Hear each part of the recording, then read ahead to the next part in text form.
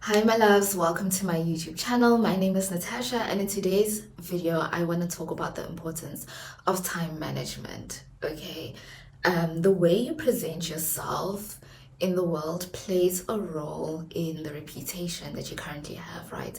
And part of that relies on how well we manage our time. So before we get started, please give this video a thumbs up and hit the subscribe button.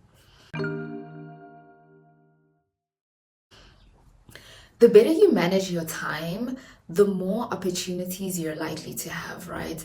And if you're known to always be late, always be unprepared, always look unorganized, unfortunately, guys, this is gonna affect your life one way or another.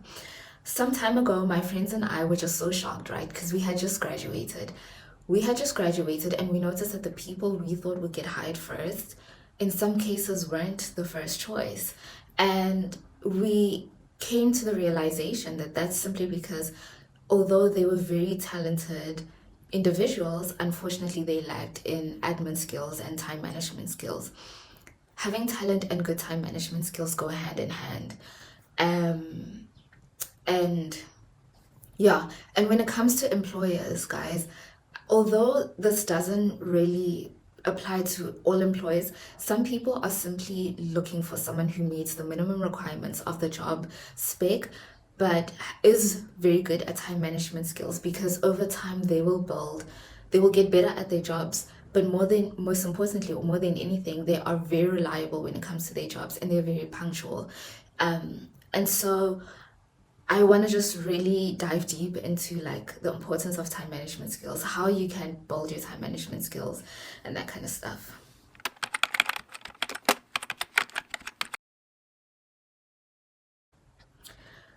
So, if you don't have good time management skills, you probably feel like you're just all over the place, like you don't have the same 24 hours in a day that some people have, that you're always late, or that you don't feel prepared. And it's so, oh, it's not a nice feeling, guys. It's not a nice feeling. I hate it when I feel unprepared for just like one meeting, or like one for whatever it is. If I feel unprepared, emotionally it's gonna trickle down throughout my day, and I hate feeling like that. So outside of the job market, if this is something that you likely struggle with, then it is going to trickle into other aspects of your life, and you probably will just never have enough time to relax, because you always have to do something, or something always needs to get done. And if we're being honest, guys, life is just so exhausting living like that. And I don't think, like, I wouldn't want to be on this planet and spend most of my time not enjoying my time here. Okay, so let's take the rich for example. When it comes to like rich people or wealthy people, the higher the income bracket people are, the more time that they actually have, right? And once you understand this, then you will understand the importance of your own time, and you'll start using your time more wisely.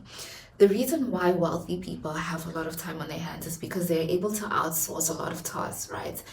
They're able to, outsource their cooking, or get a chef, or eat out. They're able to outsource their laundry, their cleaning. All of these things consume time in our day-to-day lives, right? And unfortunately, a lot of people think that luxury means spending 100K at a designer store, but in reality, the true luxury is found in the convenience your money is able to afford you.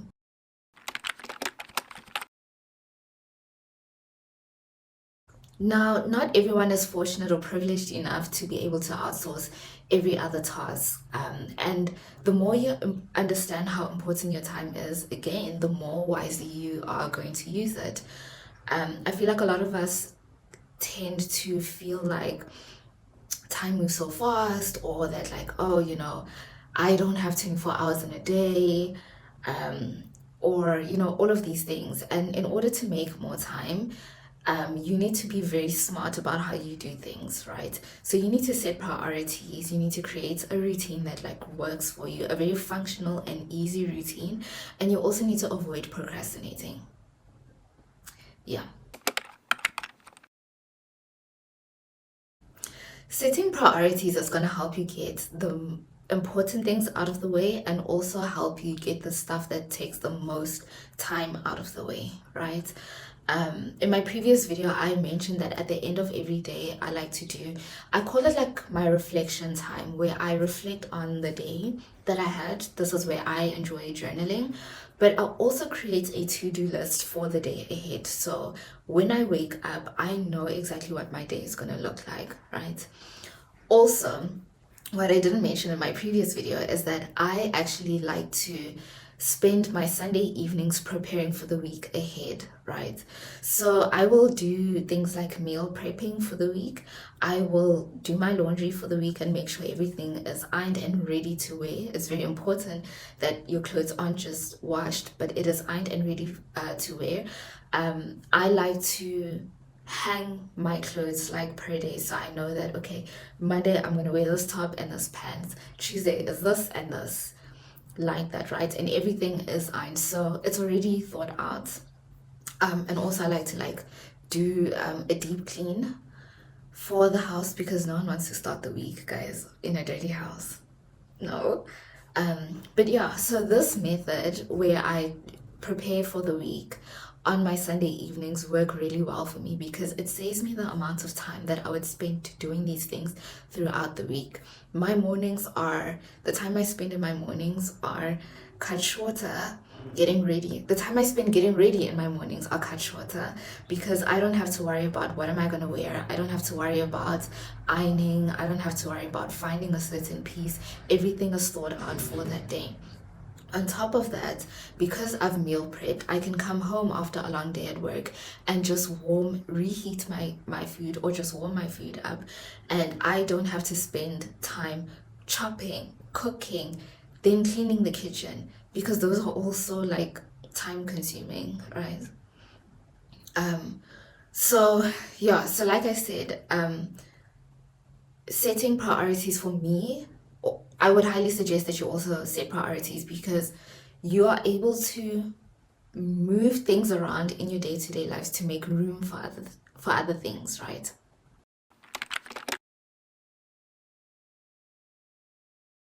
So you need to get into the habit of building a really like functional routine. And I want to emphasize on like functional because when you go online and you look for a routine template, right? A lot of the time it's just not functional. And I'm gonna I'm gonna suggest that you really take time to look at your day-to-day life and see what it is in your life where you can make room for things, right? So again, for me, it's more functional for me to do my laundry on Sundays and do my ironing on Sundays instead of every morning, right? You will decide how specific you want to be in your routine, but I will always emphasize that you should make your routine as simple and as light as possible because then it's easier to stick to it, right? The reality is that, guys, also another thing when it comes to scheduling, the reality is that there are things that you can control and that you cannot control. When it comes to building a routine and how functional it becomes, you need to keep in mind that sometimes there might be an accident on the highway and you spend a little extra time being on the road. If you could have saved time being on the road by ironing your top, your clothes in the weekend, then you don't have to wake up super early or it's just it makes room for all of those kind of inconveniences. It makes rooms for days where you have like load shedding. It makes room for days where there might not be any water. These things happen and unfortunately you cannot control. But when it comes to managing your time, you need to focus on what you can control. And I don't know if this is healthy for me to suggest, but even be obsessed with what you can control. For me, like I mentioned, doing my laundry during the weekend is something I can control. I can always make time during the weekend to do my laundry, even if I still have things or places or commitments during the weekend. I can still make time for it for this week preparation that I always do.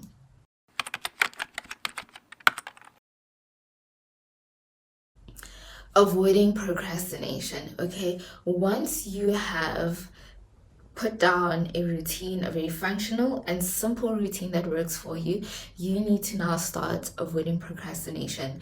I would suggest that you start associating the results of procrastination with negative emotions, right?